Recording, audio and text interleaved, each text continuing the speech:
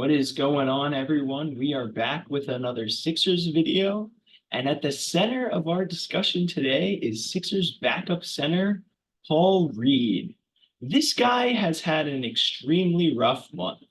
Let's be honest here. Paul Reed has had quite the month. It started with him calling the New York Knicks the easier opponent than the Boston Celtics, which I do agree. The Knicks are an easier opponent than Boston Celtics. You just don't go and say that kind of stuff right before a 7 game series against the New York Knicks.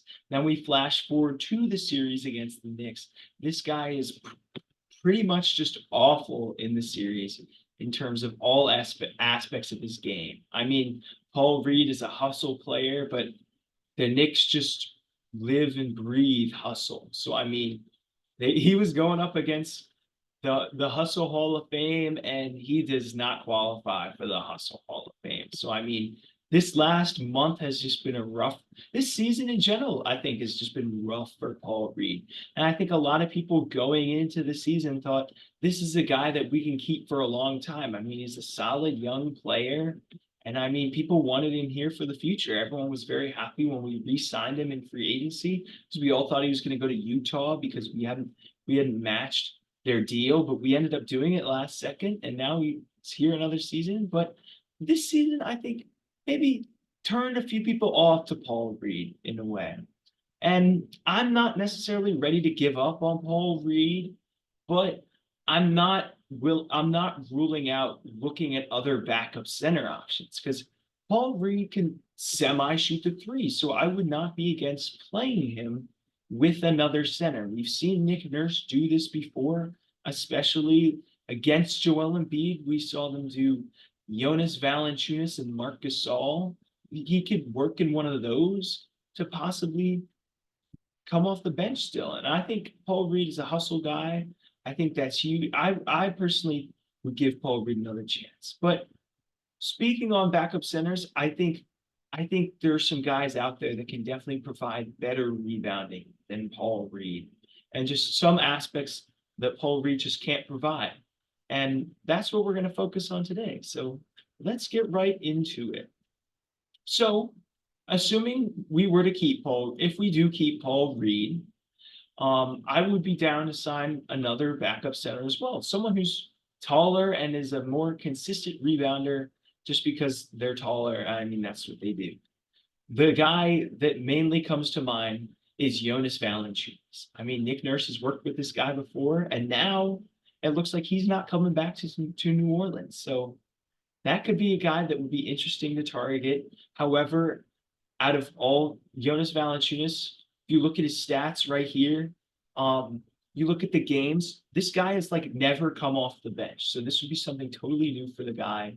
But I think Nick Nurse is the guy to help him adjust into that role because Nick Nurse is a genius, in my opinion. I know people have been down on Nick Nurse, but I have a lot of faith in Nick Nurse. So Jonas Valanciunas absolutely be a guy to bring here to Philly, and I think he could do a good job.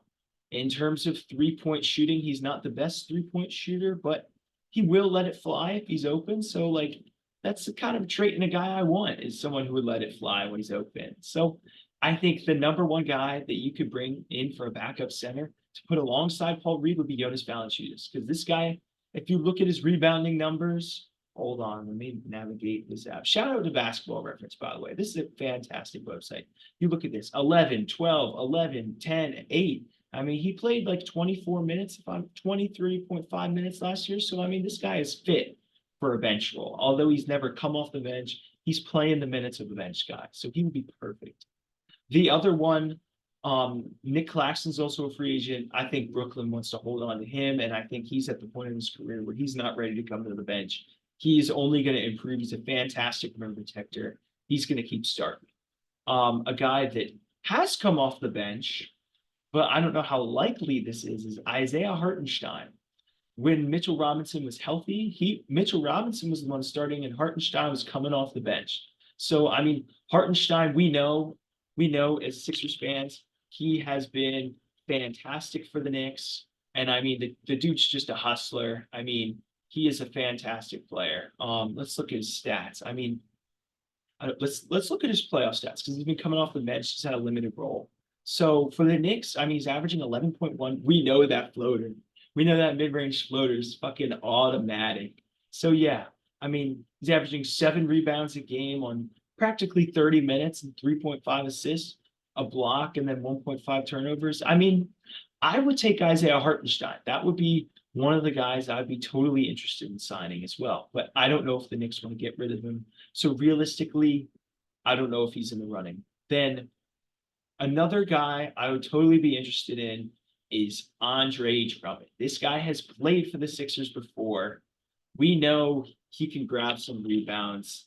And I mean, if you've watched basketball for the past 5 or 6 years, this guy's one of the best rebounders, in my opinion, in NBA history. Like you look at these numbers, 14, 13, 16, 15, 15. Like the dude was just built to rebound. Like I don't know what it is. I mean, we know the guy is can have some bonehead plays. He's been on Shaq and a Fool many of times, but the dude is a rebounder. And if you remember those games when Embiid was out, when Drummond was here, he would grab like it was automatic 20 rebounds when he would start. So this guy can start when Embiid gets hurt.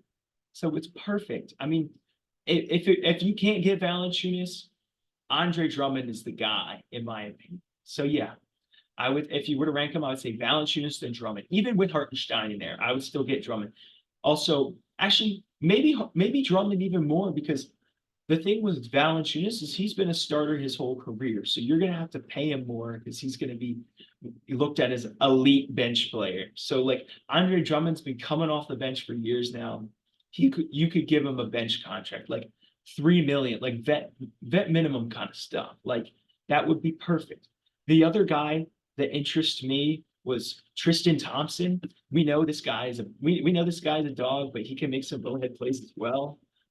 He is far removed from his prime in Cleveland, but if this guy has one trait that is still with him, it is rebounding the basketball. In the limited minutes he plays, he can grab some boards. I mean, that's his main strength is offensive rebounds. Like he grabs at least one offensive, sometimes two offensive rebounds a game. I mean, that is his strong suit is grabbing offensive rebounds. So he'd be another guy to be a vet minimum, but he's at the bottom of that list for me. Like if you can't land any of these guys, go get Tristan Thompson.